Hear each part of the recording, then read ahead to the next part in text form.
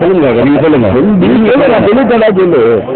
விஸ்வரூபம் திரைப்படம் முஸ்லிம்களின் உணர்வை கொச்சைப்படுத்தும் விதமாகவும், முஸ்லிம்களை தீவிரவாதிகள் பயங்கரவாதிகள் என்று காட்டும் விதமாகவும் மட்டுமல்லாது திருக்குர்ஆனை ஒரு பயங்கரவாத நூலாகவும் திருக்குர்ஆனை ஒரு தீவிரவாத நூலாகவும் காட்டும் விதமாக இருப்பதால் கமிஷனர் அவர்களை நேரடியாக சந்தித்து உடனே நடவடிக்கை எடுத்து விஸ்வரூபம் திரைப்படம் உடனே தமிழகம் எங்கும் திரையிடக்கூடாது, அதை தடை செய்ய வேண்டும் என்ற கோரிக்கையை வைத்திருக்கின்றோம்.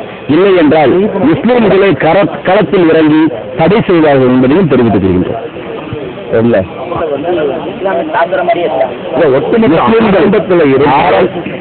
படம் நிறைவாகிற படம் அல்ல அது.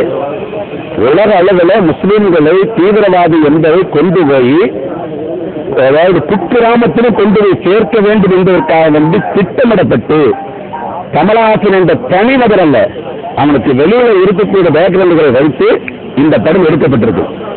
இது 25ஆம் தேதி தமிழகம் அல்ல, இந்திய அளவில் எந்த தேட்டரிலையும் இயங்க விடமாட்டோம். முகமது நபி பிறந்த நாளான அன்று எந்த அளவுக்கு இது காயப்படுத்துவதுனா, முகமது நபியோட பிறந்த நாள் அன்று இந்த திரைப்படத்தை திரையிடுவதற்கு கமலஹாசன் திட்டமிட்டிருக்கிறார்.